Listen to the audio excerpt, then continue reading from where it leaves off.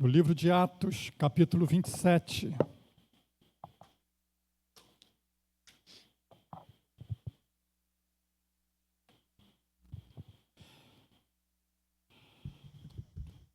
Livro de Atos, capítulo 27,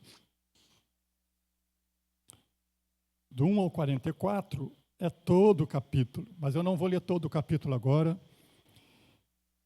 para a gente ganhar um tempinho. A gente vai lendo à medida que formos meditando nesse momento na vida de Paulo, em que ele, juntamente com mais 276 pessoas, como nos informa o verso 37, enfrentaram um momento talvez mais difícil na vida deles. Você já enfrentou momentos difíceis na sua vida? Muitos?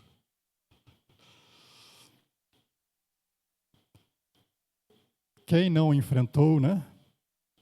Se alguém não enfrentou nenhum momento difícil na sua vida, eu quero te dar uma boa notícia. Você ainda vai enfrentar. Todos nós, um momento, vamos enfrentar na história, né, da nossa existência, momentos difíceis, momentos como esse que o texto aqui nos vai narrar, que Paulo e mais muitas outras pessoas passaram ali naquela travessia, naquela viagem que eles estão fazendo ali, como vamos ver aqui nesse texto. Mas eu queria ler com os irmãos apenas o verso 20. Não vou ler todo o texto aqui de início, mas quero ler o verso 20, onde talvez seja o ponto central aí desse momento em que Paulo e os seus companheiros ali de viagem chegaram no limite. Porque tem aqueles momentos que a gente passa de dificuldade, mas tem aquele momento que é o clímax, não é? É o limite. É o momento quase que do desespero. Não é? É o momento do chutar o balde, como alguns vão dizer, né? Aqueles momentos que, como Paulo vai dizer mais em algum outro momento, em que ele pensa desesperar da própria vida. Muito bem, e o verso 20 nos coloca nessa situação. Vamos ler juntos esse verso 20? E não aparecendo havia já alguns dias, nem sol, nem estrelas, caindo sobre nós, grande tempestade, dissipou-se, afinal, toda a esperança de salvamento. Vamos orar? Querido Deus, nós te agradecemos pela palavra que está diante de nós, esse relato, esse momento histórico que ficou registrado na tua palavra, em que Paulo e aqueles seus companheiros de viagem enfrentaram momentos desesperadores, Senhor. Como diz esse texto que lemos aqui, em que havia dissipado qualquer esperança de salvamento. E nós queremos aprender, Senhor, nesta noite, com este evento, com este acontecimento, porque eu acredito, Senhor, que ele está aqui registrado, não para que tomássemos conhecimento do que aconteceu há tantos anos atrás, mas para que, através desse momento, pudéssemos também ser ensinados a enfrentarmos os nossos momentos difíceis também. Então, Senhor, nós pedimos que o Teu Santo Espírito nos conduza, nos ilumine o entendimento, nos fale aos ouvidos espirituais, e que a Tua palavra, Senhor, encontre eco nos corações aqui, Pai. Em nome de Jesus, amém. Amém. Graças a Deus. Como dissemos, esse foi um momento crucial na vida de Paulo, na vida desses homens.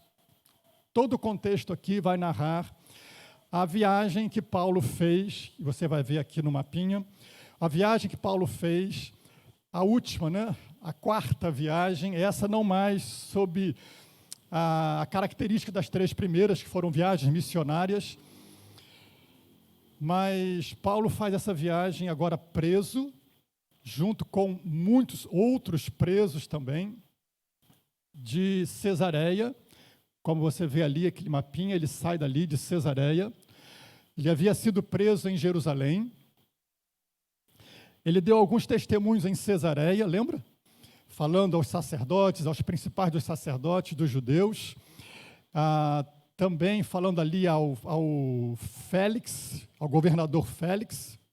E porque Félix não conseguiu o que ele queria, deixou Paulo mofando ali em Cesareia 2 anos. Ali, sem um julgamento, sem concluir a audiência que ele começou. Paulo ficou lá 2 anos, chegou Festo. Paulo deu o seu testemunho perante Festo, deu testemunho perante Agripa, como vimos aqui há 2 semanas. Mas Paulo havia apelado para César, o imperador, porque ele se viu injustiçado das acusações que os judeus fizeram contra ele, e agora ele apelou para César. Ele está indo para Roma, capital do império, para ser julgado lá por César, no tribunal de César. E ele então começa essa viagem, né, de Cesareia, e vai seguindo, até ele chegar lá no seu destino final, que segundo alguns comentaristas, essa viagem, todo o percurso, e contando o tempo que ele parou também em algumas cidades, levou para de 4 a 5 meses até chegar no destino final.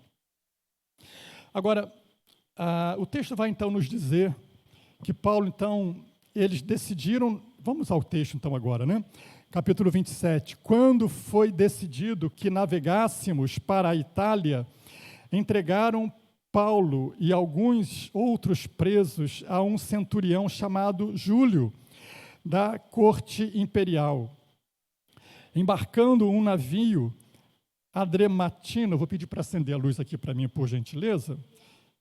Isso, Adrematino, está aqui para mim assim, né? Tino, que estava de partida para costear a Ásia, fizemos-nos ao mar, indo conosco Aristarco, macedônio de Tessalônica.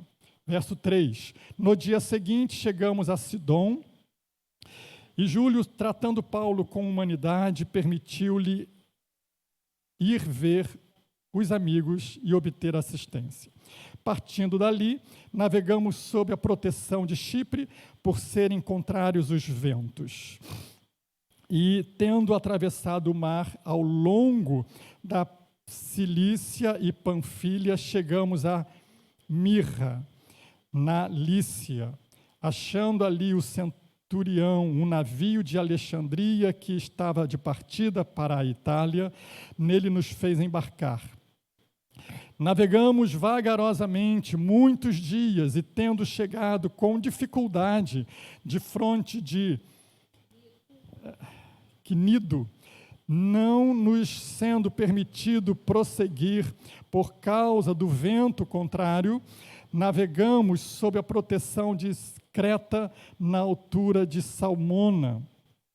Costeando-a penosamente, chegamos a um lugar chamado Bons Portos, perto do qual estava a cidade de Liséia. Depois de muito tempo, tendo-se tornado a navegação perigosa e já passado o tempo do dia do jejum,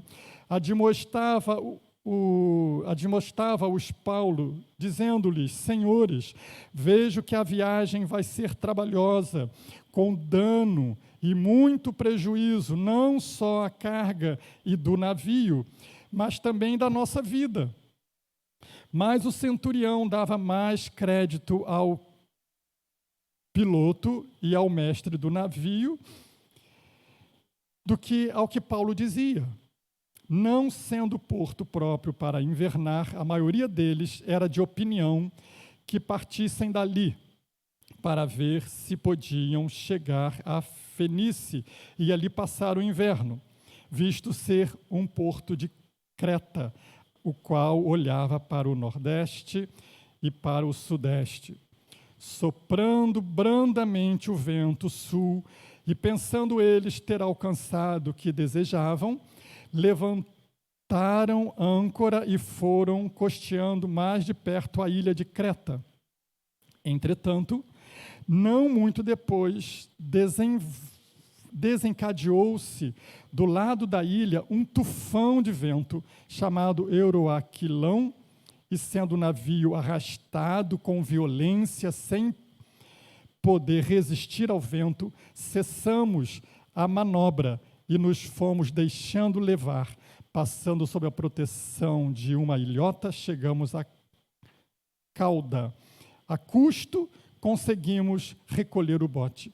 E levantando este, usaram de todos os meios para cingir o navio. E temendo que dessem na Sirte, arriaram os aparelhos e foram ao léu.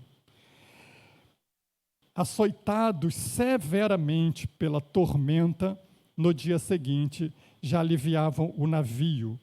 E ao terceiro dia, nós mesmos, com as próprias mãos, lançamos ao mar a armação do navio. E não aparecendo, havia já alguns dias, nem sol, nem estrelas, caindo sobre nós grande tempestade, dissipou-se, afinal, toda a esperança de salvamento. Eu não tenho nem como imaginar como foi essa situação ali. Eu nunca esteve numa tempestade no meio do mar, como essa. Nem parecida com essa. Talvez a maioria de nós aqui não tenhamos experimentado nenhuma situação assim.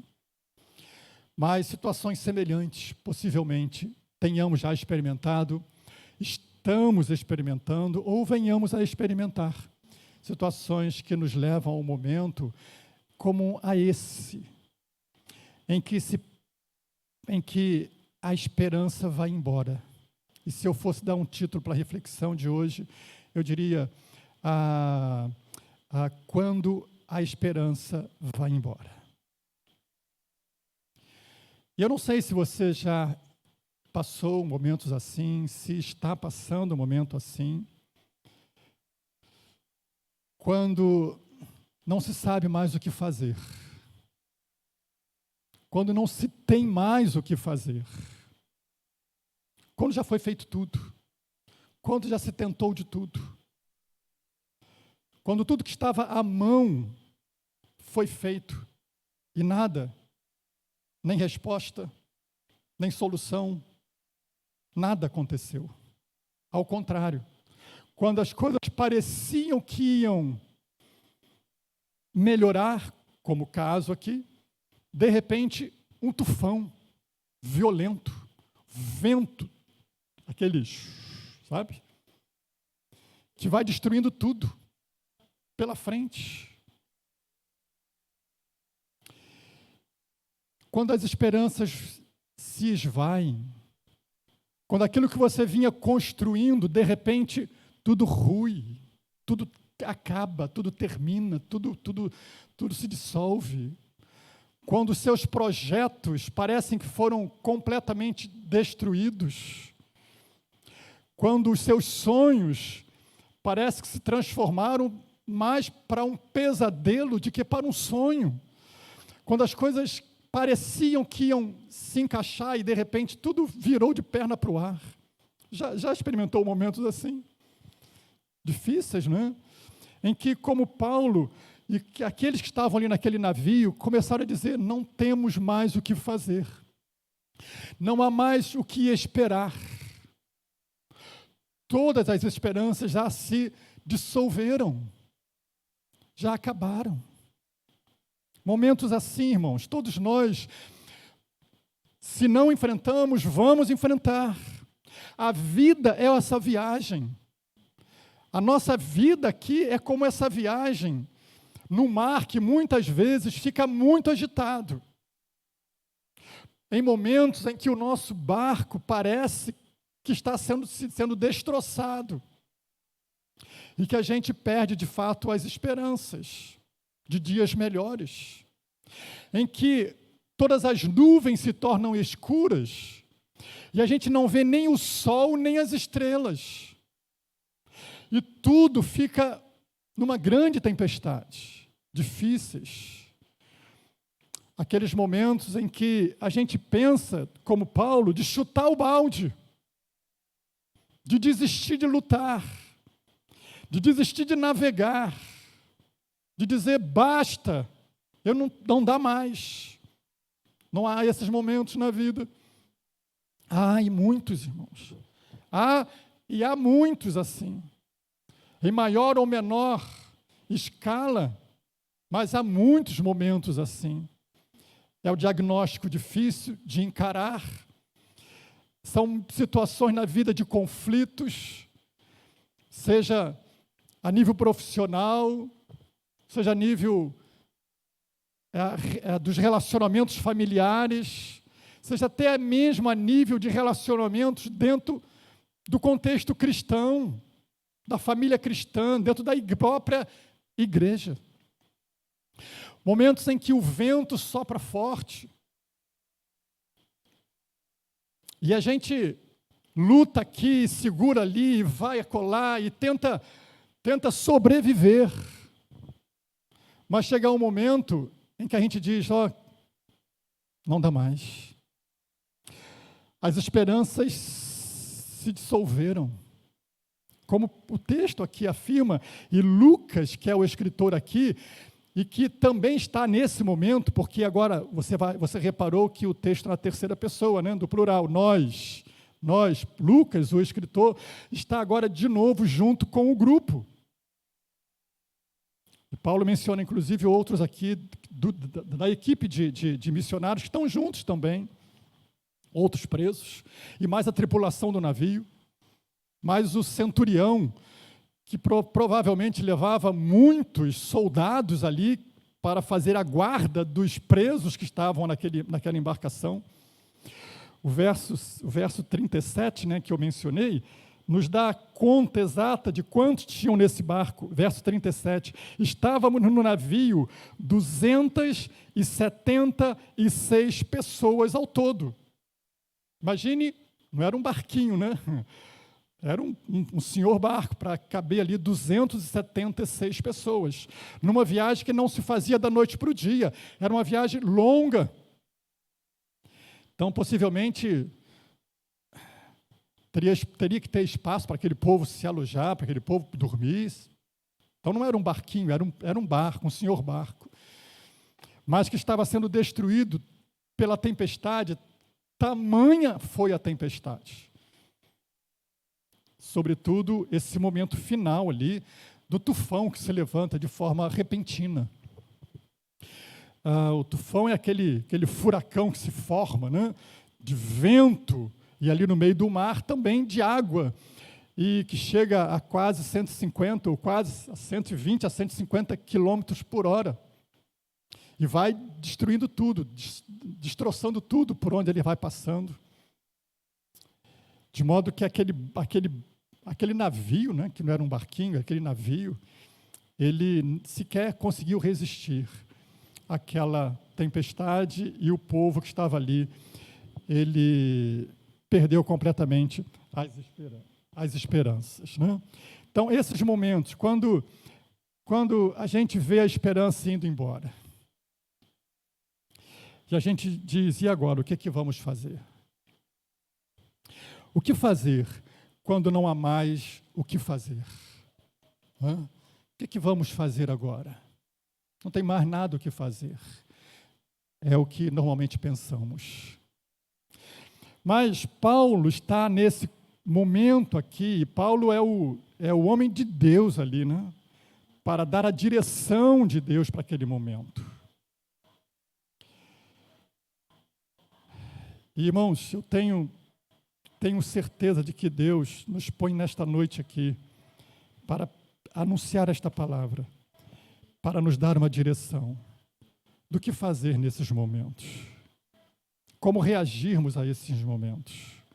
Porque quando não há nada mais para se fazer, aos nossos olhos, Deus tem alguns conselhos para nos dar. Quando achamos que não há nada mais o que fazer, quando as esperanças vão embora, é preciso estar atento, porque Deus tem algo para nos dizer. Deus tem alguns conselhos para nos dar nesses momentos. E eu quero pensar com os irmãos aqui nesta noite em 5 conselhos que Deus tem para nós nesta noite. Num primeiro momento, foram os conselhos de Deus através de Paulo para aqueles homens que estavam ali. Mas como eu creio que esse texto está aqui, não apenas para a gente tomar conhecimento dele, mas porque Deus também tem alguns conselhos para nós, tem uma palavra para nós, que muitas vezes também enfrentamos esses momentos, eu creio que esses conselhos também são para nós. Amém? É palavra de Deus para você nessa noite. É um conselho de Deus para você nesta noite. E eu quero crer que Deus tem me colocado aqui para ser o canal dele, para que este conselho da palavra de Deus chegue ao seu coração e você saiba como agir em momentos como esse. Porque se você não está vivendo momentos assim, a vida vai te levar, em algum momento, a viver momentos assim.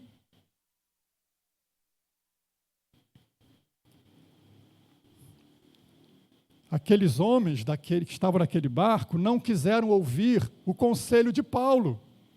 Lembra? Não quiseram ouvir o conselho de Paulo.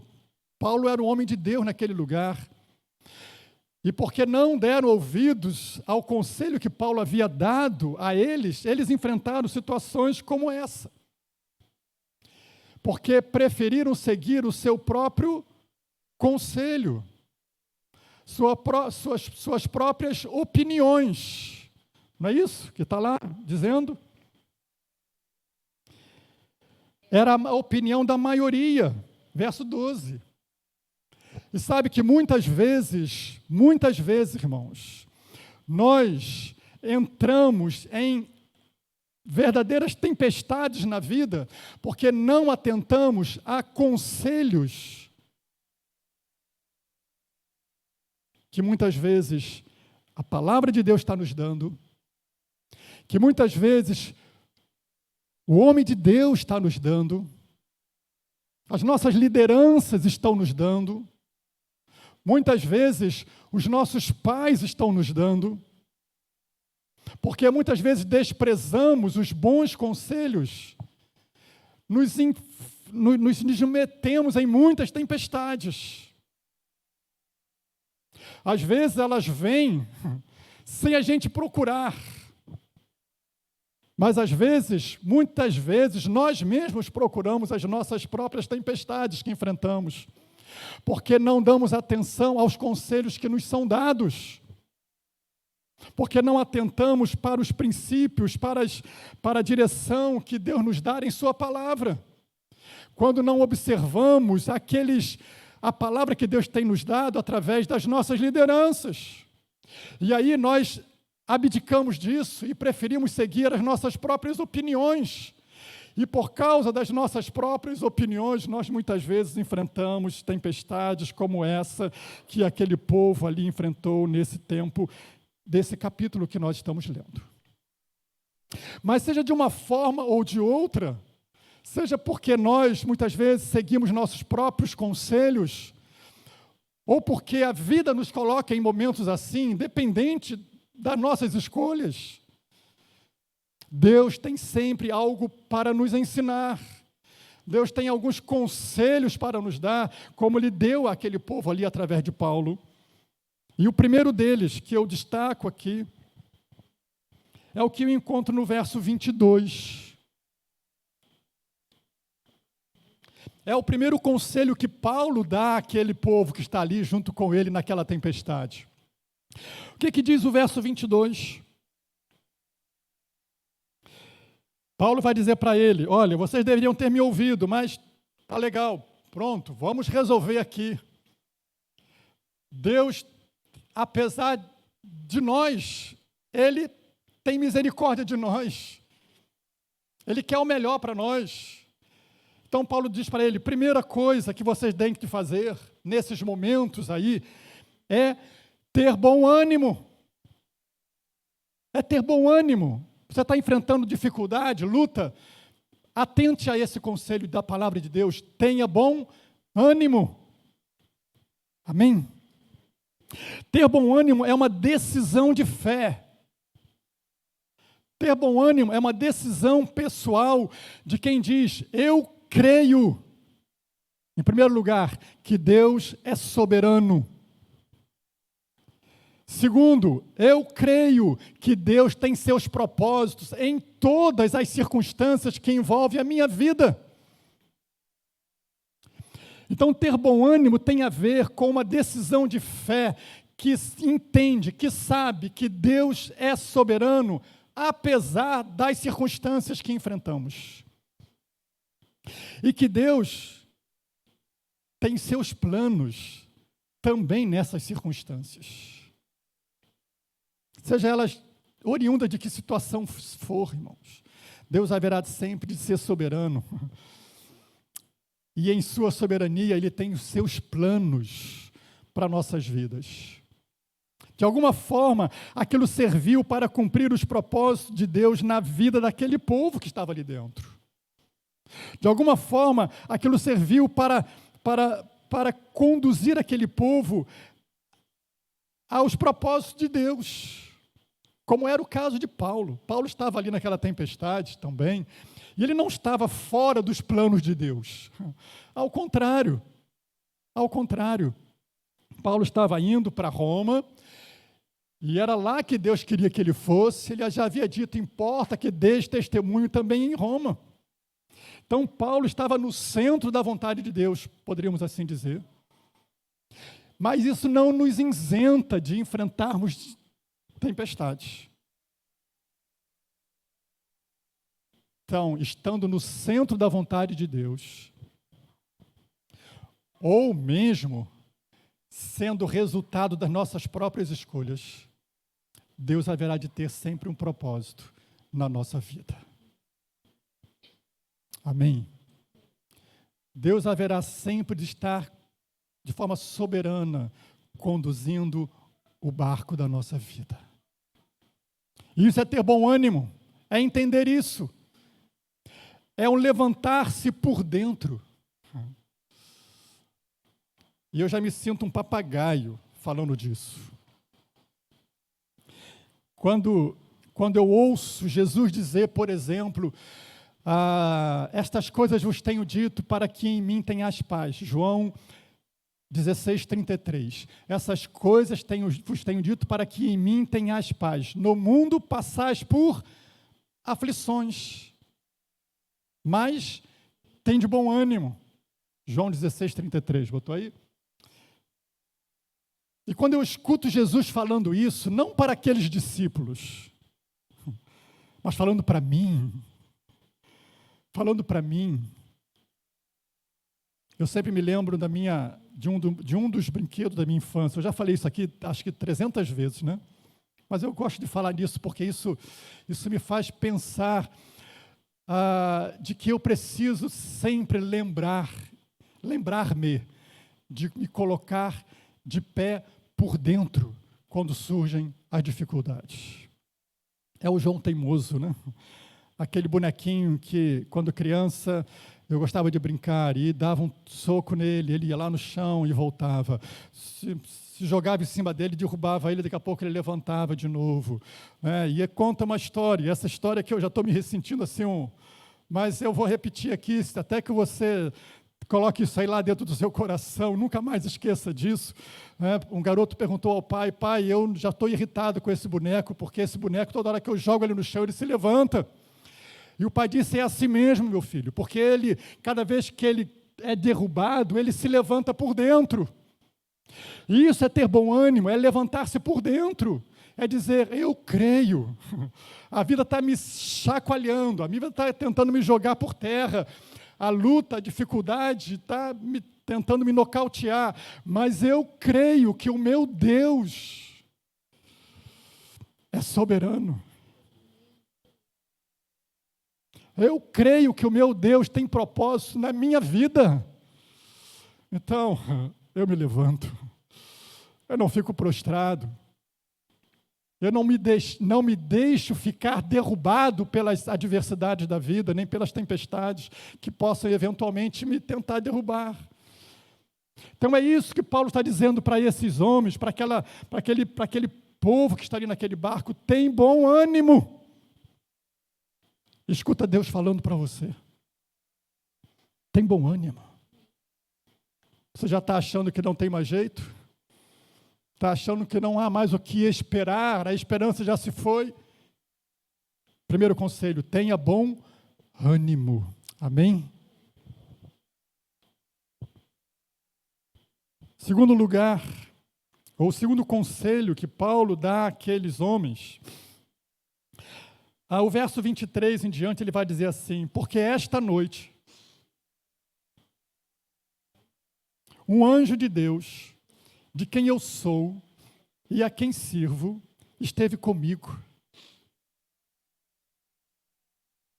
dizendo, Paulo, não temas, é preciso que compareças perante César, e eis que Deus, por sua graça, te deu todos quantos navegam contigo.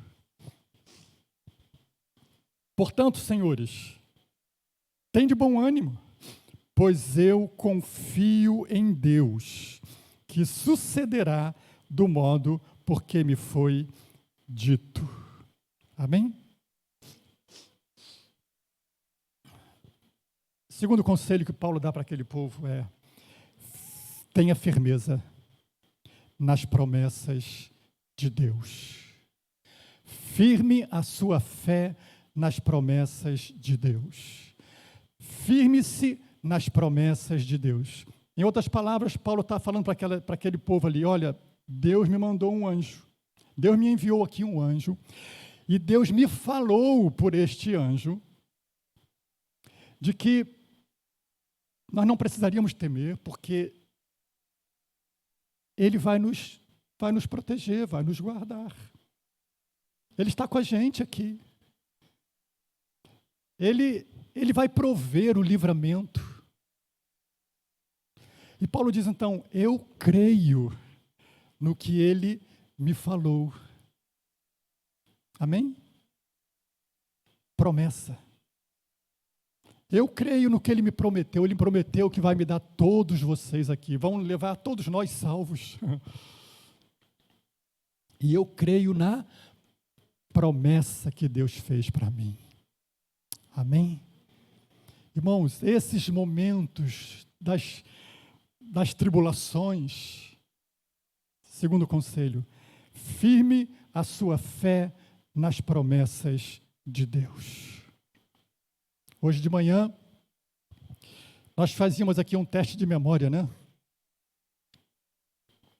Você lembra de algumas promessas que Deus fez para você? Você lembra de algumas promessas que Deus fez para você?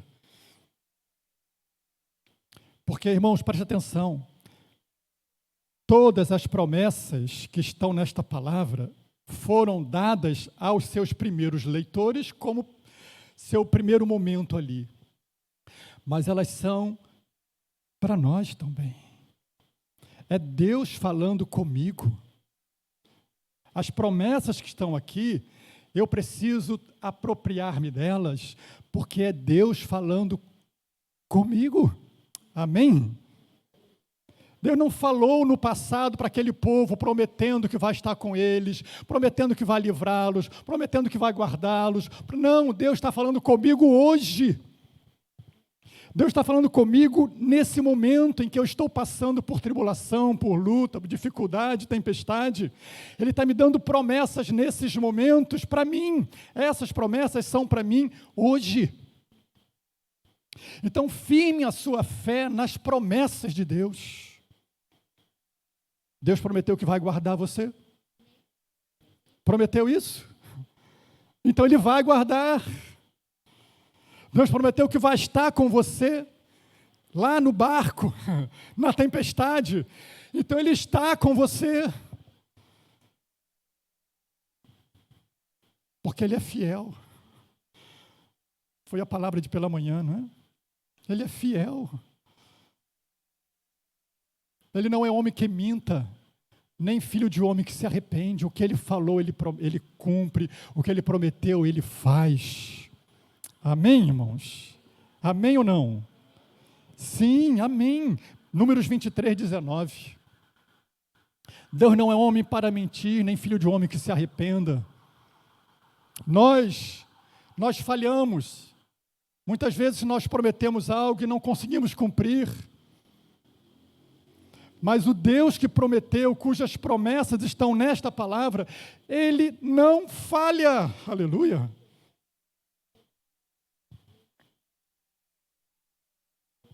Deus não é homem para que minta, nem filho de homem para que se arrependa. Porventura, tendo Ele prometido, não o fará. Se Ele prometeu te guardar, Ele não vai te guardar. Se Ele prometeu estar contigo, Ele não vai estar contigo. Se Ele prometeu te livrar, Ele não vai te livrar. Sim. Sim, é claro que sim. Se Ele te prometeu a levar a salvo, Ele não vai fazê-lo? Sim.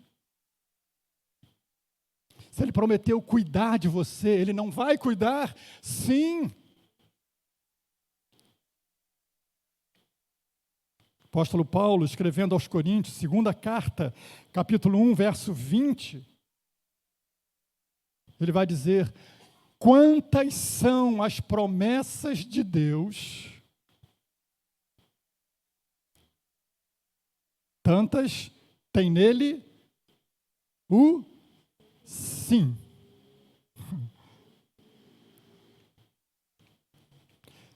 Eu não preciso nem dizer, Senhor, será que o Senhor vai cumprir a promessa que o Senhor fez? Ele já disse, sim, sim. Amém? Lembra aí de uma promessa que Deus fez para você, que está aqui nessa palavra. Lembra? Faça uma relação, irmão. Faça um deverzinho de casa. Faça uma relação. 5. Precisa mais do que isso. Firme a sua fé nelas. Amém? Firme a sua fé nelas. E não abra mão de crer nas promessas do Senhor. Firme nas promessas do meu Salvador. Não é isso que diz o cântico? Firme nas promessas do meu Salvador.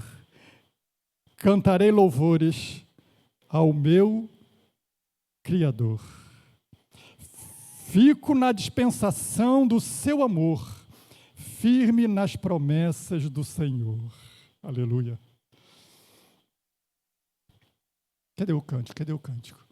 Firme nas promessas do meu Salvador, cantarei louvores ao meu Criador. Fico na dispensação do seu amor, firme nas promessas do Jesus.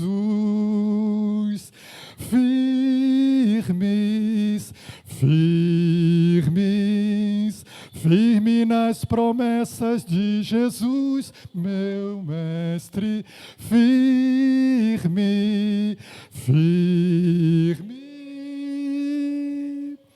Sim, firme nas promessas de Jesus. Amém? Irmão, firma sua fé nisso, não abre mão não. Satanás vai tentar, roubar essa promessa, colocar dúvida ali, mas você vai dizer, não, Deus prometeu, e Ele é fiel para cumprir.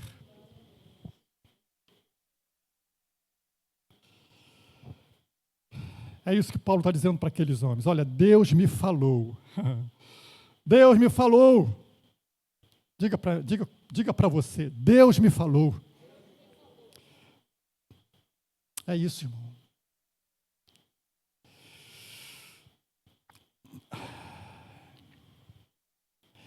E como Paulo disse, eu confio em Deus. Diga isso. Eu confio em Deus. Aleluia. Terceiro lugar, ou terceiro conselho que Paulo dá aí a esse povo, que está passando aquele momento de dificuldade, de tempestade. Não se precipite. Atenção aqui. É o terceiro conselho que Paulo dá para aquele povo ali. Conselho de Deus para aquele povo. Conselho de Deus para nós. Não se precipite. Irmãos, porque nesses momentos de tempestade, nesses momentos turbulentos, somos muito tendentes a tomar decisões precipitadas. Com muita facilidade, nós chutamos o balde nesses momentos. Com muita facilidade, nós jogamos tudo para o alto, né? Como diz aí o ditado, jogamos a toalha, né? Nesses momentos de conflito, de dificuldade, de tempestade, momentos aqui as coisas parecem que não há mais esperança, a gente joga tudo para o alto. E é nesses momentos, ou são nesses momentos, que nós precisamos dar atenção a este conselho que Paulo está dando para esses homens aqui. Em outras palavras, o que acontece ali? A partir do verso 27, diz o texto assim: quando chegou a 14ª noite, olha só, 2 semanas já na tempestade.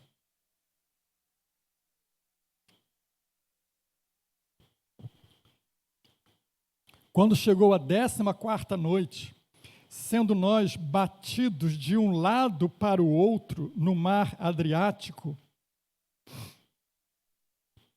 esse aqui é o Mediterrâneo, tá? Sendo nós batidos de um lado para o outro no mar Adriático, por volta da meia-noite. Que horas era? Meia-noite. Pressentiram os marinheiros que se aproximavam de alguma terra, e lançando o prumo, acharam 20 braças. Passando um pouco mais adiante, tornando a lançar o prumo, acharam 15 braças. Receoso de que fôssemos atirados contra lugares rochosos, lançaram da popa 4 âncoras e oravam para que rompesse o dia. Mas observe o que esses marinheiros fazem. Procurando os marinheiros fugir do barco, ou fugir do navio, tendo arriado o bote no mar, a pretexto de que estavam para lançar âncoras da proa, disse Paulo ao centurião e aos soldados: se estes não permanecerem a bordo, vós não podereis salvar-vos. Então os soldados cortaram os cabos do bote e o deixaram afastar-se. O que eles queriam fazer, né? Dar no pé. Fugir. Pular do barco. Chutar o balde. Esses são aqueles momentos em que depois a gente vai se arrepender. Porque no momento em que eu não estou entendendo esse momento, está escuro, meia-noite, eu não estou enxergando, não estou enxergando bem a situação. Eu estou com medo. E o medo, ele é uma irmã gêmea do egoísmo. A gente sempre vai tentar salvar a pele. a nossa pele. Geralmente, nesses momentos, a gente não vai pensar no outro, vai pensar em nós mesmos. E agir de modo egoísta. Agir sem perceber que é nesse momento que eu preciso mais ainda me unir. São nesses momentos em que eu preciso mais ainda estar junto. Porque aqui está a salvação. Aqui está a maneira em que vamos encontrar uma solução para todos. Não é hora de fugir, não é hora de saltar do barco. Ao contrário, é hora de encarar esse momento para estar ainda mais unido, para juntos, todos juntos, encontrar uma resposta, uma saída, uma solução, esperar o socorro. O que aqueles marinheiros estão fazendo é uma atitude de precipitação. E quantos que por causa da precipitação destroem famílias? Quanto que por causa de precipitação destrói relacionamentos, perde de emprego, fica desempregado, porque no momento lá de discutir com o chefe, ele chutou o balde. E depois vai ficar batendo lá, pedindo emprego, porque agora está desempregado. Por que eu fui fazer aquilo? A precipitação sempre vai nos levar a perceber tarde demais que tomamos caminhos errados.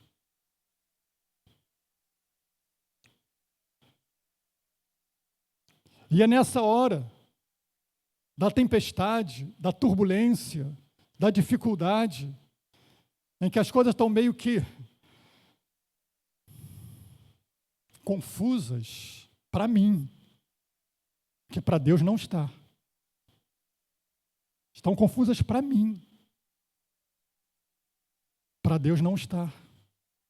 Estão fora do controle para mim. Para Deus não está. E são nesses momentos em que mais eu preciso entender o que é unidade. Infelizmente, irmãos, nós precisamos aprender muito o que é estar em unidade.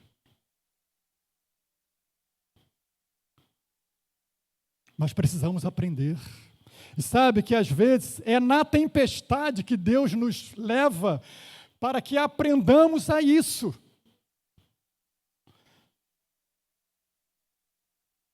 Então, de uma forma ou de outra, como eu disse inicialmente, Deus tem sempre seus propósitos. E pode ser que eles queiram, pode ser, e eu diria, é possível, na maioria das vezes, que Deus esteja querendo nos ensinar grandes lições nesses momentos em que enfrentamos, como esse, aqui da tempestade.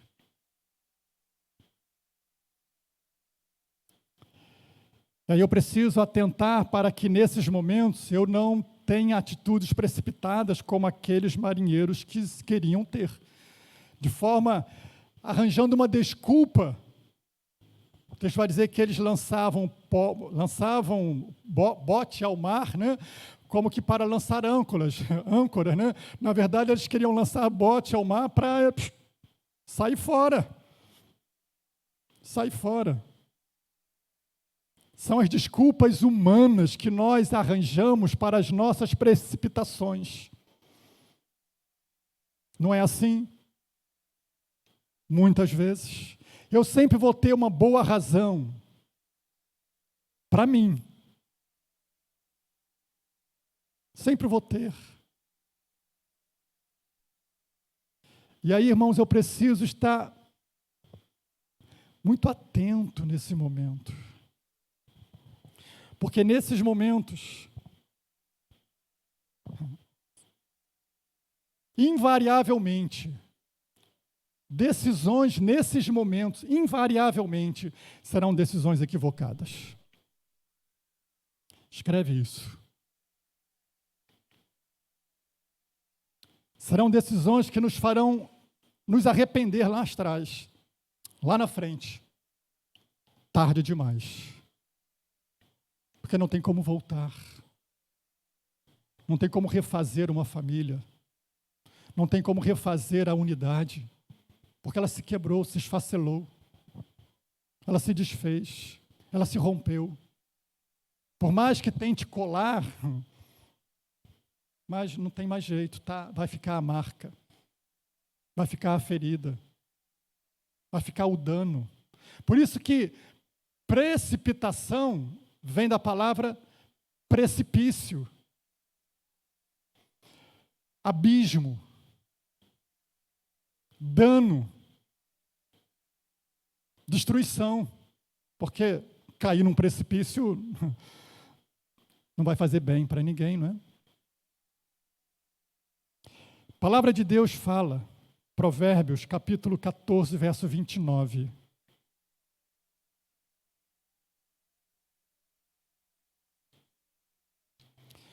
Provérbios 14, 29, a palavra de Deus vai dizer assim: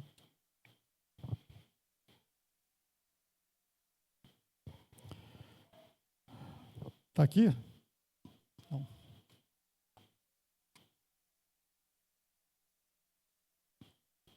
Agora está. Vamos ler juntos? O longânimo é grande em entendimento, mas o de ânimo precipitado exalta a loucura. Olha só. O paciente, o longânimo, o que espera, o que não se precipita, é grande em entendimento, é sábio. Espera. A coisa está confusa, não decide. Não se precipite. O longânimo é grande em entendimento, mas o de ânimo precipitado exalta a loucura. Age como louco, sem discernimento. Mas aquele que pondera, aquele que espera, aquele que sabe que esse não é o melhor momento para agir da tempestade, do conflito, daquele quando o sangue está quente, não é? Quando a raiva parece que domina o coração, quando vem aquela vontade de falar tudo que... Não é? É a hora de fechar a boca, é a hora de se aquietar, é a hora de esperar, porque esse é grande em entendimento, em sabedoria. Mas o contrário, aquele que chuta o balde, aquele que fala tudo que tem que falar na hora que acha que tem que ser, esse exalta a loucura. E depois se arrepende. Como eu disse, tarde demais. Porque o vaso quebrou. A unidade rachou. Já se esborrachou no chão. Porque foi louco. Então, Paulo diz para o centurião: olha, não deixa esse povo sair não, porque eles vão fazer uma loucura. Não deixa os marinheiros saírem não, porque se eles saírem, não vai ter como salvá-los. Então, segura esse povo aí.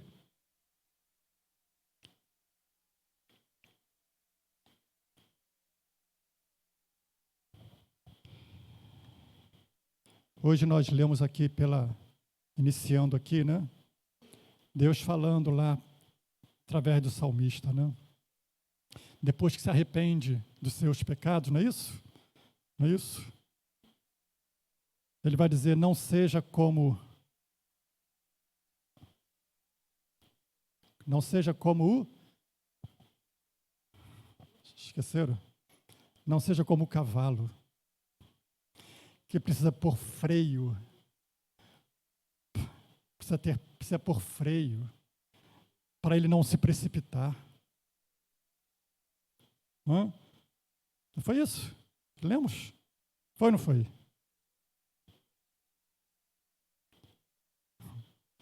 Sem qualquer ofensa. Às vezes Deus precisa pôr alguns freios, sabe? Alguns freios, porque alguns estão sem freio. Está lá? Isso, não sejais como o cavalo ou a mula, sem entendimento, os quais com freios e cabrechos são dominados, de outra forma não te obedecem. Sabe, às vezes Deus coloca alguns freios, sabe, na gente, freios que, eu sei, eu nunca coloquei freio em cavalo, mas eu acho que aquilo ali deve incomodar um bocado, não vai?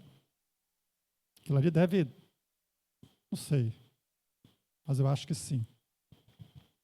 Porque ele para, né? Quando puxa, ele para, porque alguma coisa ali acontece. Uma dor, uma tempestade. Não é? Deus está ensinando. Deus está ensinando. Deus está mostrando para a gente, irmãos. Então, não pule do barco. Não se precipite. Por quê? Porque Deus tem uma solução, irmão. Não importa qual seja o momento difícil, Deus tem solução. Amém? Deus tem uma resposta. Sim ou não, irmãos? A gente diz e a gente canta, tu és soberano. E apesar desta soberania, tu te importas comigo. Então ele tem uma solução. Ele tem uma resposta. Ele tem um livramento. Amém, queridos? Tem. Então, segura aí. Não é isso?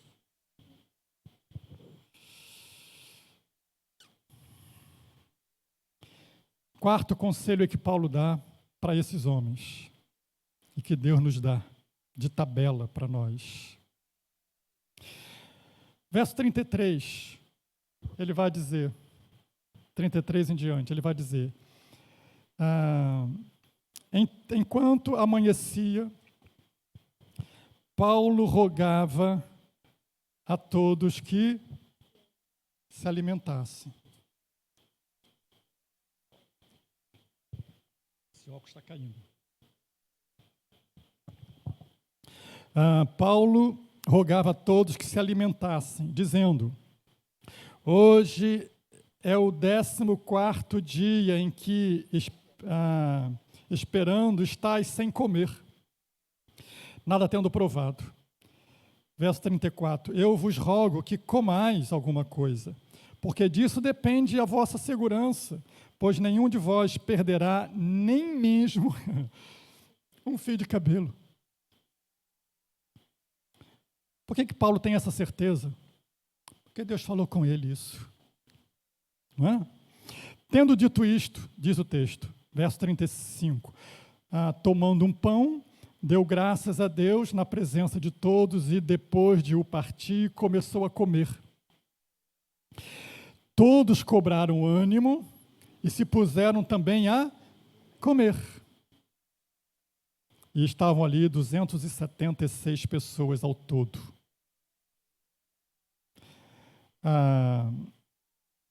Refeitos com a comida, aliviaram o navio, lançando o trigo ao mar. Irmãos, aqui há duas questões aí. Né? Quando Paulo incentiva aqueles homens, aquelas pessoas, não sei se tinha só homem ali, né? Mas quando Paulo incentiva aquelas pessoas a comerem, Ele tá cuidando da questão física, né, deles, da questão da saúde, porque esses momentos a gente perde até a vontade de comer, não é verdade?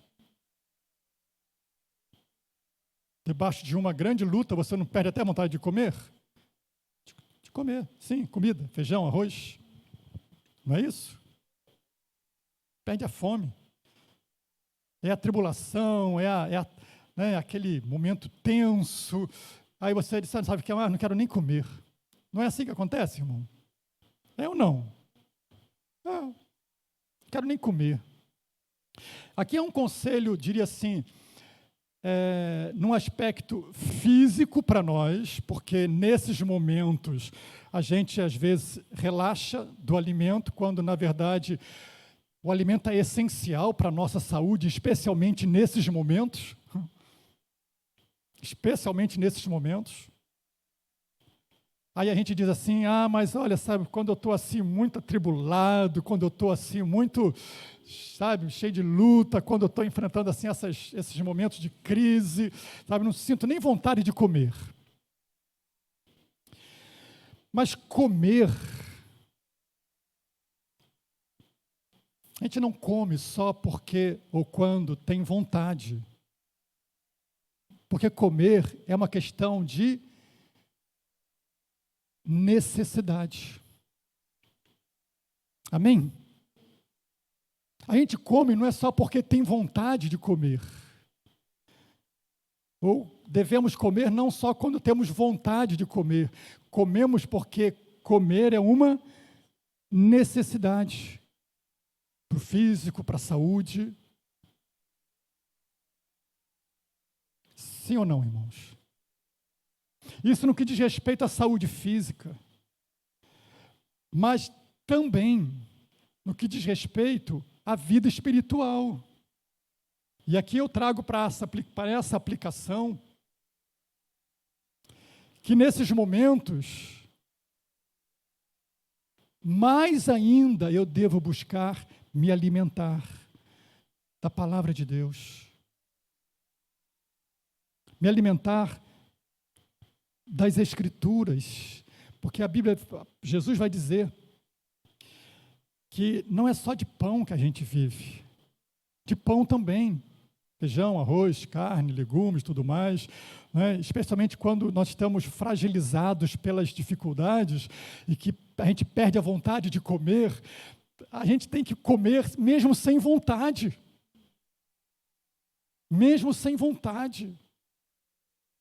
E sabe, não espere você sentir vontade de se alimentar da palavra de Deus.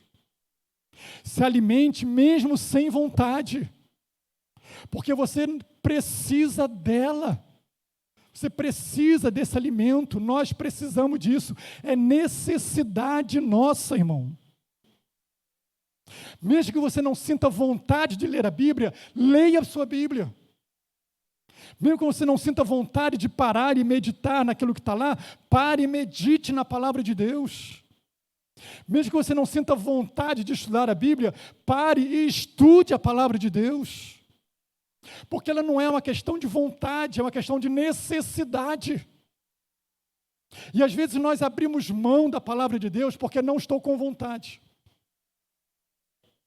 E muitas vezes a gente é guiado pela nossa vontade. Eu não estou com vontade de ir à igreja. Eu não estou com vontade de ir na escola dominical. Eu não estou com vontade de ir no culto de oração. Eu não estou com vontade de ler a Bíblia. Mas a vida espiritual não pode ser norteada por nossa vontade, irmão. Mas por causa da nossa necessidade. Eu preciso dessa palavra, eu preciso me alimentar da oração, eu preciso me alimentar da comunhão. Senão, eu me torno um crente raquítico. A saúde cambaleando, as enfermidades entrando, os vírus entrando de todo tipo. E muitas vezes levando à morte.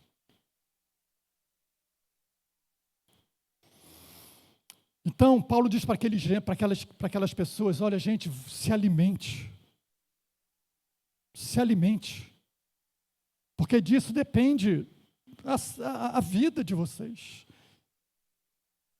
Deus diz para mim, Deus diz para você, se alimente da minha palavra, porque disso depende a sua vida. Mesmo que você não esteja com vontade, mas vem para a escola dominical. Mesmo que você não esteja com vontade, mas vem para o culto da tua igreja. Mesmo que você não esteja com vontade, mas vem orar com teu irmão. Mesmo que você não esteja com vontade, tenha seu momento de a sós com Deus. Não espere ter vontade, porque se você depender da sua vontade, sabe quando você vai fazer isso? Possivelmente nunca. Então é algo que nós fazemos muitas vezes contra a vontade dessa carne.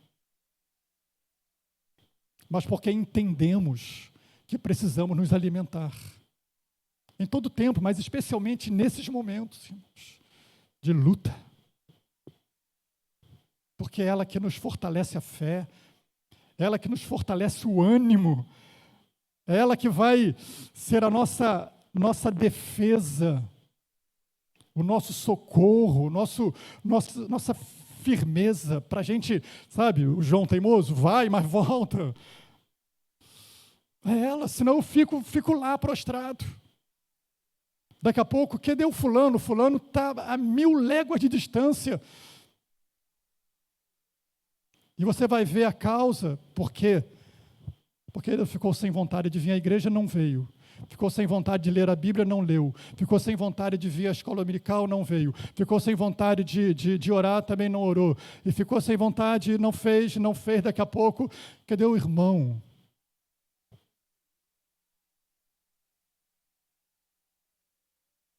Está lá. Então Paulo diz para ele, olha, quer um conselho de Deus? Se alimente. Amém? Quer um conselho de Deus para você? Se alimente. Pastor, não estou passando essa tempestade aí que o senhor está falando, graças a Deus, está uma bonança a minha vida. Amém.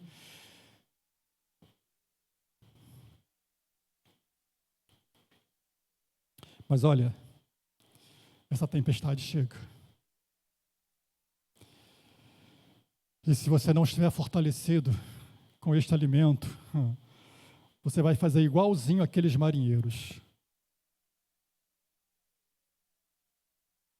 Igualzinho. E muitos são como esses marinheiros. Quando você vê, já foi. Só que o mar não está para isso, né? O mundo não está para isso, irmão. Esse nosso tempo nunca teve, e cada vez menos. Cada vez menos. E sozinho, nesse mundo, a gente precisa um dos outros. A gente precisa estar junto. Amém? Não pule do barco.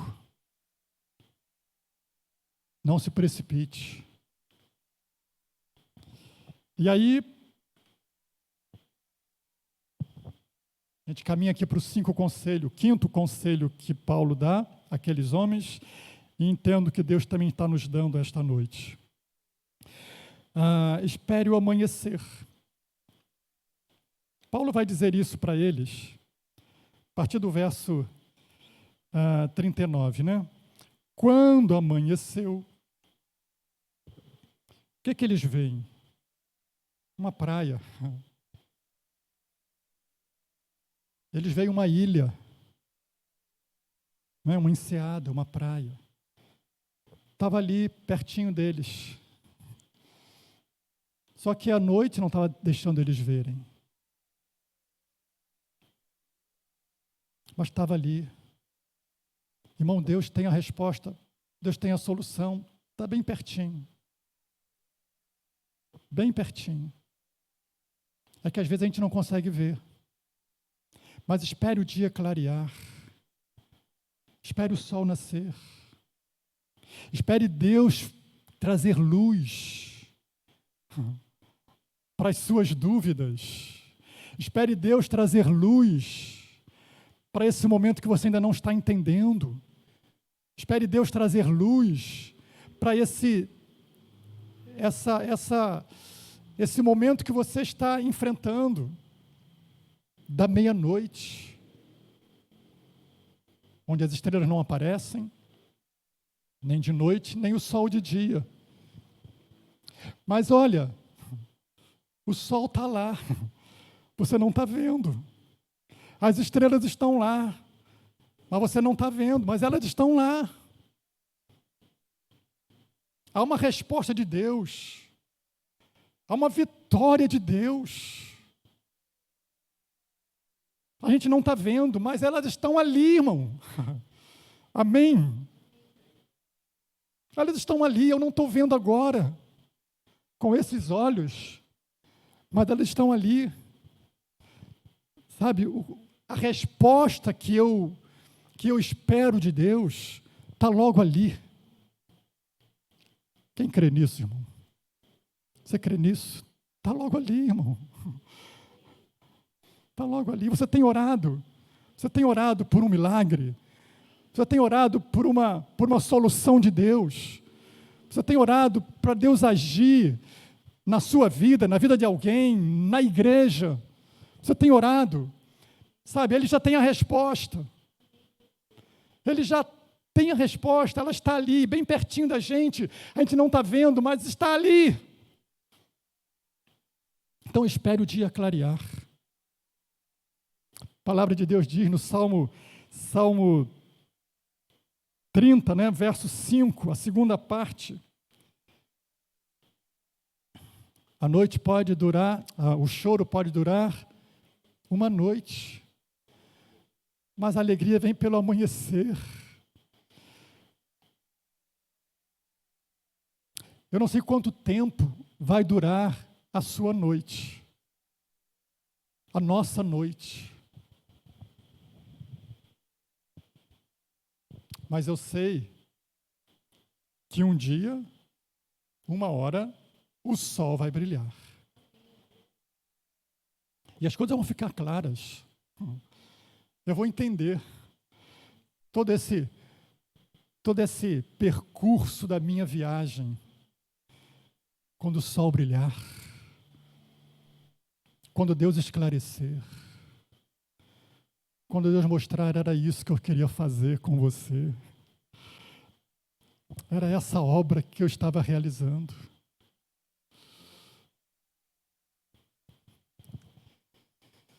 Então espere o dia clarear. Amém? Porque o sol vai brilhar, irmãos. Haverá sempre um sol que brilha para quem espera o amanhecer. Sempre. Agora, para aqueles que pularam do navio, para aqueles que se precipitaram no meio do caminho, para aqueles que meteram os pés pela mão, para aqueles que acharam que a sua própria escolha era melhor, ficou no meio do caminho. Mas para aqueles que enfrentaram a tempestade até o final, agora vai experimentar a vitória de Deus, que Ele tem reservado para a sua igreja, para esta igreja. Amém? Você consegue ver? Eu consigo ver. Não com esses olhos, porque esses olhos não veem. Mas pela fé eu posso ver hoje o que Deus fará amanhã. Porque o Deus a quem eu estou orando, a palavra em quem eu estou me firmando, a minha fé, ela me garante que eu sou mais que vencedor. Que Deus tem a vitória dele para a minha vida, para a sua vida, para a igreja dele. Porque Ele nos conduz e nos conduzirá sempre em triunfo. Amém? Então espere o dia clarear. O sol vai brilhar em algum momento ele vai brilhar.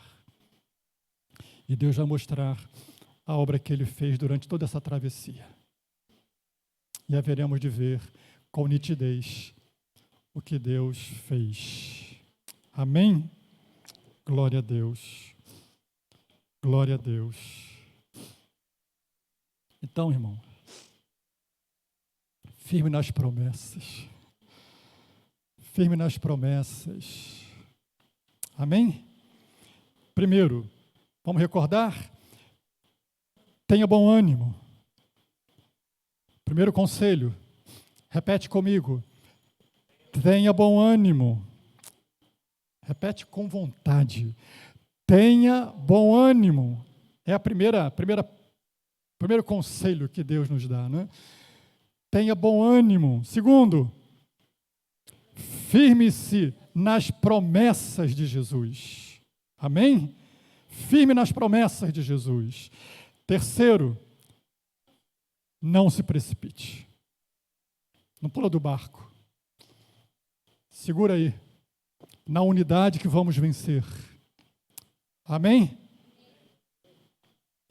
Em quarto, não deixe de se alimentar. Coma, se alimente da oração, da palavra, da comunhão. E quinto, espere o amanhecer. O sol vai brilhar. Você vai entender ali na frente que Jesus falou para Pedro: Pedro, o que eu estou fazendo agora, você nem está entendendo nada, não é? Mas compreenderás depois. Amém? Deus está fazendo uma obra na minha vida, na sua vida, nesta igreja.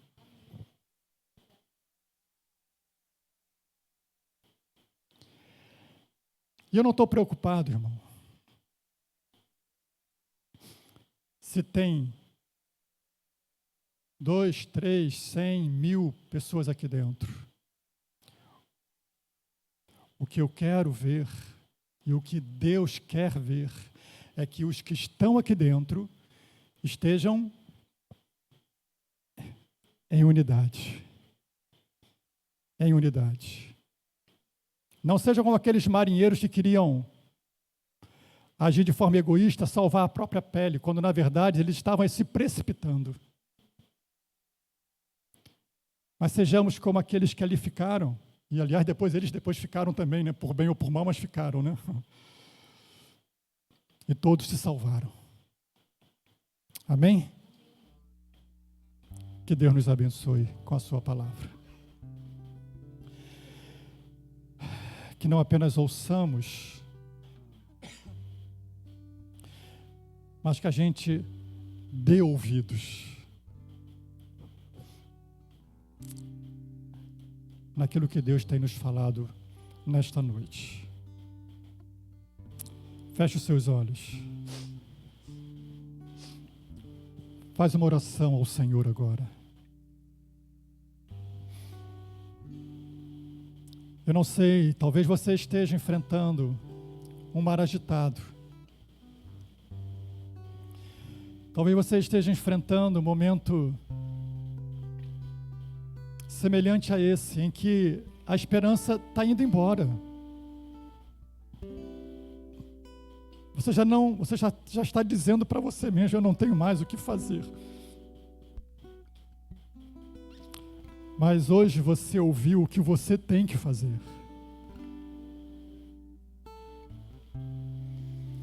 Então convido você a colocar isso diante de Deus, diante da palavra dele. Deus enviou um anjo para falar com Paulo.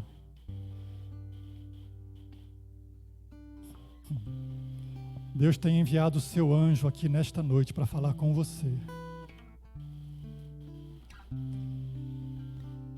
A palavra de Deus.